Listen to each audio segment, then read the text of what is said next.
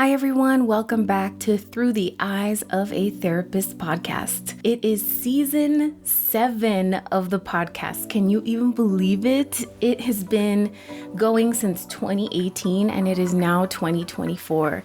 This is a podcast coming to you from El Paso, Texas. I'm Cristal Acosta, licensed professional counselor supervisor, and I am now licensed in New Mexico as well. So I just want to come out here and update you and welcome you back to the podcast about mental health that demystifies therapy and normalizes therapists, because therapists are human too. I want to update you on a few things that have been happening. I've been teaching as an adjunct faculty member at UTEP.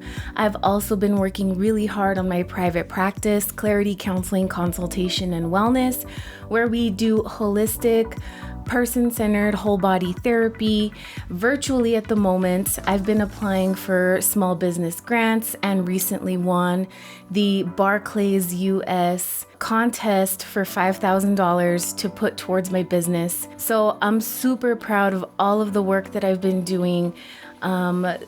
Trying to bring more mental health accessibility to the folks here in El Paso, mi gente.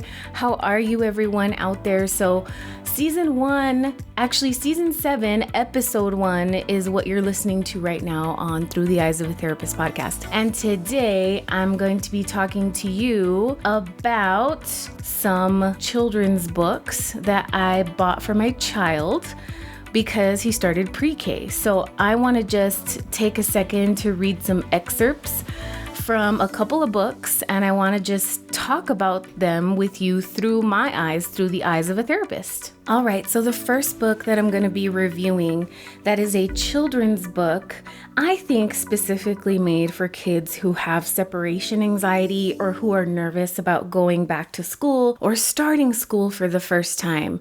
It's called A Kissing Hand for Chester Raccoon. I'm holding up the book and you will be able to see this on my YouTube channel, TikTok, Instagram.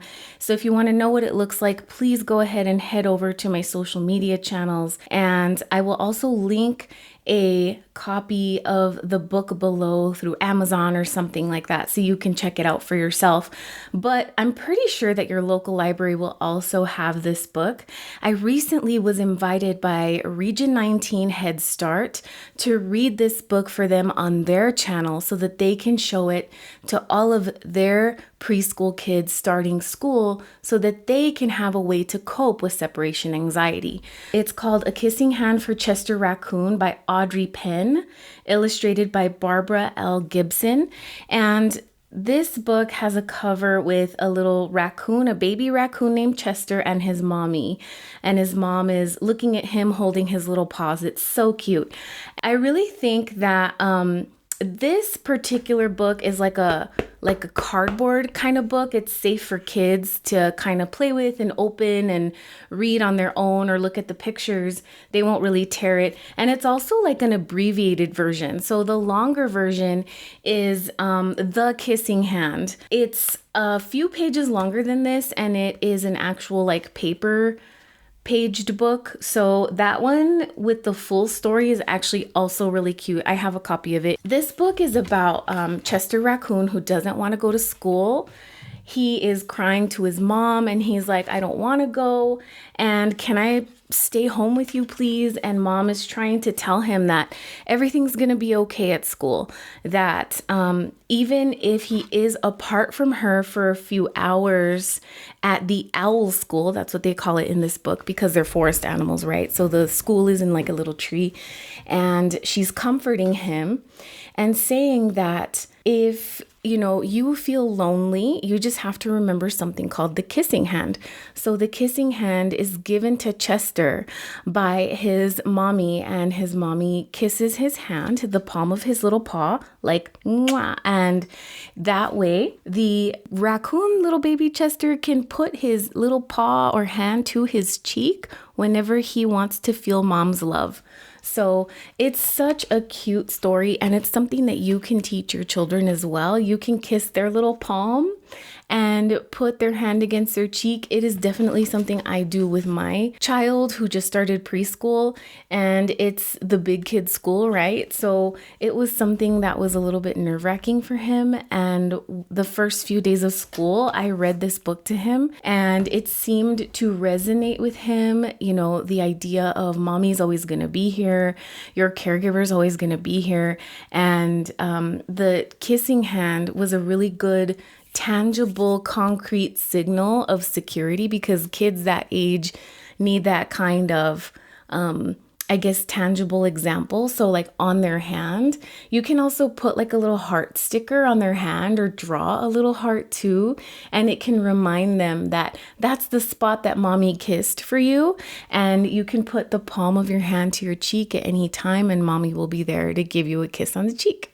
The next book is about manners and how to ask for things appropriately. So this is something that I really love about these children's books that are now available. I'm not sure if they ever really had children's books like this that focused on skill building and coping when I was younger, because I'm sure my mom would have probably bought them for me or like found them at the library for me. I'm very candid about the fact actually that I had anxiety when I was little. And so when I read children's books, it helps me connect to my inner child. I think that it's such a healing experience, and I love reading and looking at the pictures in the children's books. I loved the library when I was little. I learned to read at a very young age. So anyway, before I get carried away with my history, I want to show you the second book. I actually got this book from a local nonprofit organization called Books Are Gems.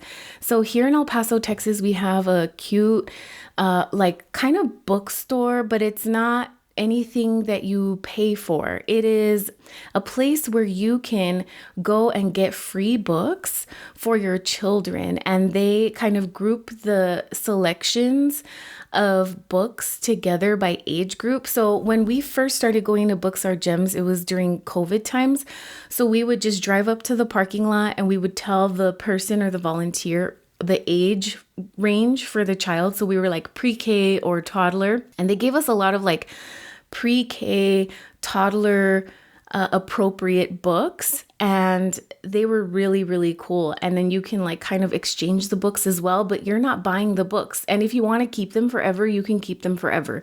So it's great. Anytime that we never really liked a book or we read it once and we were like, we're kind of over it, we would go and donate it to like those little libraries that are set up in front of schools and parks and stuff like that. So it was a really nice way to kind of keep the cycle of books moving through the city, right? Now that you go in, it's not COVID times anymore. So you can like walk in and select books. I think you get up to like 5 books and then 1 new book. So all of the books that they have are pre-loved, pre-owned, donated, and kind of circulated. And so this one was a pre-loved book, but my son really liked it, and I love doing like the voices. So it's again a son and his mom that are talking about manners in this book. So it's Alfie the alligator and his mama, and his mom is baking cookies, and she really is just trying to teach him how to ask for a cookie appropriately. So instead of just grabbing the cookie or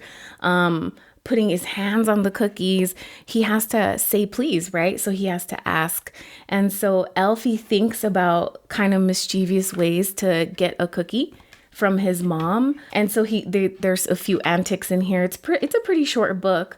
And so when he decides to finally ask for a cookie, it's because his mom modeled the appropriate language for him. So mommy hugged Alfie. Your cookies look yummy. May I please have one?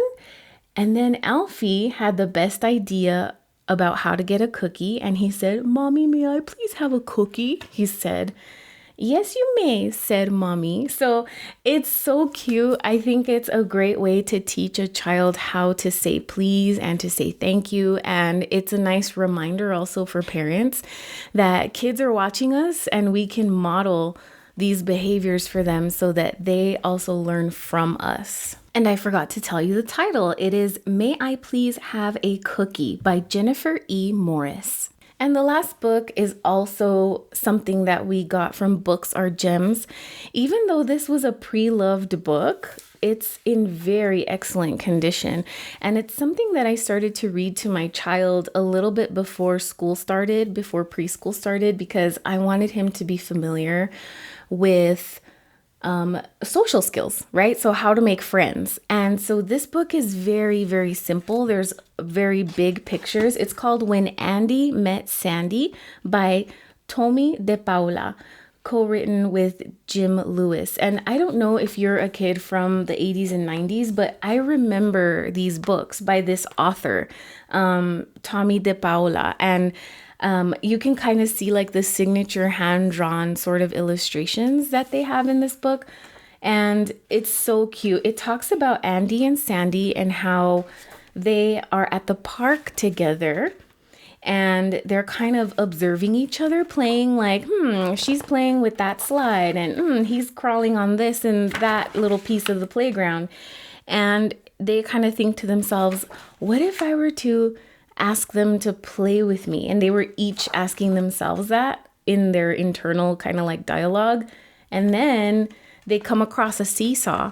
And of course, seesaws take two people to function, right? And so they both get the idea of becoming friends to ride the seesaw together and make it work out. So I think that asking somebody how to play, or can you please play with me, or would you like to play, is a way for kids to kind of start getting to know each other either at the playground or at school. And so that way they know how to connect with one another. And I think that that book is also really cute. So again, it's called When Andy Met Sandy, if you're interested in it. I'll link all the books that I talked about below on this episode.